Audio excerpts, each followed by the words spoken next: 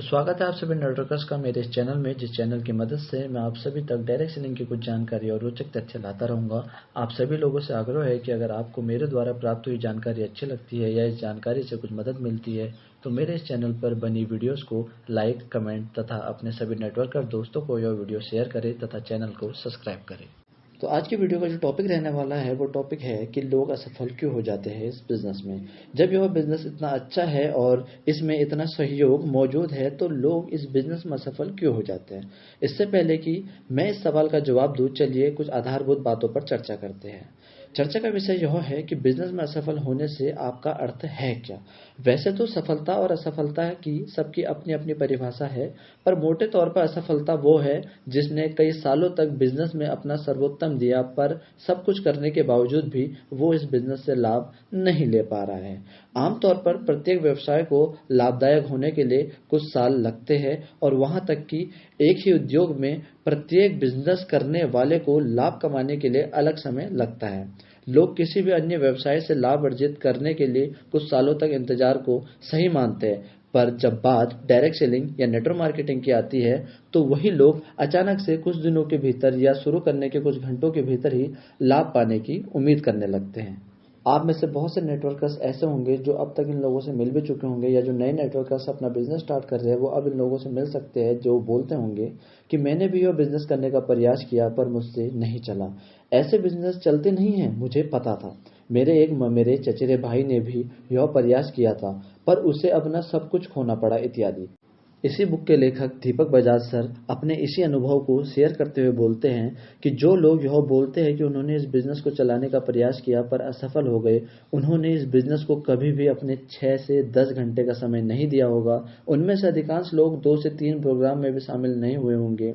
आपको किसी भी चीज को क्रियान्वित करने के लिए उस पर पहले काम करना होता है। प्रोडक्ट खरीदना कभी भी कोई बिजनेस नहीं होता है, या कुछ लोगों से बात कर बिजनेस को टेस्ट करना बिजनेस निर्माण करना नहीं है।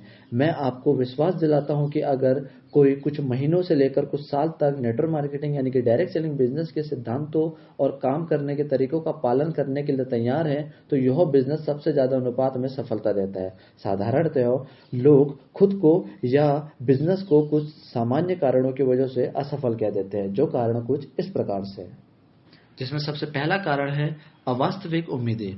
यानी कि कुछ लोग यह बिजनेस अवास्तविक उम्मीदों के साथ शुरू करते हैं और जब ये पूरी नहीं हो पाती तो बिजनेस पर दोष लगाकर उसे छोड़ देते हैं। कुछ लोग सोचते हैं कि यह एक लॉटरी है। जिस तरह हम लॉटरी का टिकट खरीदते हैं और अपने भाग्य की घंटी बजने का इंतजार करते हैं, उसी तरह ये लोग कुछ उत्पाद खरीदते हैं और फिर अमीर होने का इंतजार करते हैं। कुछ अन्य लोग 2-3 लोगों को लेकर आते हैं और फिर यह सोचकर काम करना बंद कर देते हैं कि अब उनका पूरा काम हो गया और अब ये लोग आगे काम करेंगे। ऐसा बिल्कुल नहीं चलता है। कुछ लोग यह सोचते हैं कि उनके अपलाइन या उनका सिस्टम अब उनके लिए सब कुछ करेगा, क्योंकि उन्होंने तो कुछ उत्पाद खरीदकर पहले ही उन पर बड़ा एक उपकार कर दिया है। जिसमें से दूसरा सबसे बड़ा कारण यह है कि कम प्रवेश लागत के कारण वैसे लोग इस काम को शुरू कर देते जो कहीं भी सीरियस यानी कि गंभीर नहीं होते। इस बिजनेस को शुरू करने के लिए लगभग नहीं के बराबर राशि लगती है और वो भी उत्पाद यानी कि प्रोडक्ट के रूप में तुरंत वापस आ जाती है। इस कम प्रवेश लागत के कारण कोई भी यह बिजनेस को शुरू कर सकता है। उसमें से अधिकांश लोग यह भी नहीं जानते कि सफल होने के लिए इस बिजनेस में क्या क्या करना पड़ता है। उनको यह नहीं पता कि इस बिजनेस में हर दिन हर हफ्ते कड़ी मेहनत और समर्पण की आवश्यकता होती है।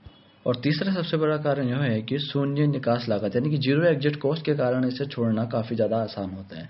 वैसे देखा जाए तो उतार चढ़ाव हर एक बिजनेस का हिस्सा है। हर बिजनेस एक बुरे और अच्छे दौर से गुजरता है। बाहर के बिजनेस की अगर बात की जाए तो बाहर के बिजनेस में बहुत ही ज्यादा इन्वेस्टमेंट किसी एक बॉस ने की होती है, उसका स्टाफ होता है, मार्केट से पैसा लिया होता है और अच्छा खासा ऑफिस होता है, बहुत सारी चीजें उसमें इन्वेस्ट की होती है। अगर मालिक बिजनेस छोड़ देगा तो यह सब उसका जीरो हो जाएगा, तो इसलिए कहीं भी उस बिजनेस को वो नहीं छोड़ता, चाहे कितनी भी दिक्कत परेशानी क्यों ना आए। बट डायरेक्ट सेलिंग बिजनेस यानी कि नेटवर्क मार्केटिंग बिजनेस में जीरो सेटअप कॉस्ट है, इसलिए इसे बंद करते समय कोई वित्तीय हानि किसी की भी नहीं होती है। इस जीरो एग्जिट कॉस्ट के कारण लोगों का थोड़े से संघर्ष को देखते हुए इस बिजनेस को छोड़ देना आसान हो जाता है।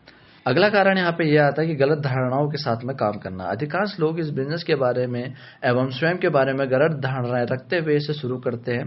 लोगों के भीतर जो कुछ गलत धारणाएं हैं वे कुछ इस प्रकार से है कि मैं बिजनेस नहीं कर सकता, बिजनेस बहुत मुश्किल है, मैं लोगों से बात नहीं कर सकता, मुझे नहीं लगता कि कोई इस बिजनेस के लिए तैयार होगा, या मेरे दोस्त या रिश्तेदार मुझे इस बिजनेस को करते देखना नहीं चाहेंगे, मैं बिजनेस करने के लायक नहीं हूं, यह बिजनेस मेरे लायक नहीं है।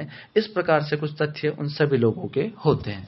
अधिकांश लोग अपनी गलत धारणाओं पर विचार ही नहीं करना चाहते, इसलिए वह बिजनेस छोड़ देते हैं, जिससे आगे चलकर उनकी गलत धारणाओं को और मजबूती मिलती है। तो वीडियो में आगे चलते हैं और बात करते हैं कुछ और ऐसे कारणों की जिसकी वजह से नेटवर्कर इस बिजनेस में फेल हो जाता है, जिसमें सपनों की कमी और अपने बिजनेस में ध्यान न देने की वजह से सिस्टम के तहत काम न करना एवं सिस्टम को सीखने की इच्छा न होना और अपने अपलाइन व सीनियर्स की बातें फॉलो न करना, शुरुआती समय सीखने में न लगाकर अन्य चीजों में व्यर्थ करना, लोगों के सामने खुद को रिप्रेजेंट न करना, सही कंपनी का चुनाव ना करना, निरंतरता यानी कंसिस्टेंसी और पेशेंस यानी कि धैर्य का ना होना, डे बाय डे अपनी नॉलेज अपग्रेड ना करना, डिसिप्लिन एंड मोटिवेशन का ना होना, रीजन विजन और ड्रीम्स का ना होना, क्लियर टारगेट का ना होना, एक्टिव लोगों के साथ बॉन्ड ना बनाकर इनएक्टिव लोगों के साथ में बॉन्ड बनाना, नशा, आशिकी, टाइम पास और कंफर्ट जोन का शिकार हो जाना, घमंड के कारण किसी के भी पास सीखने ना जाना।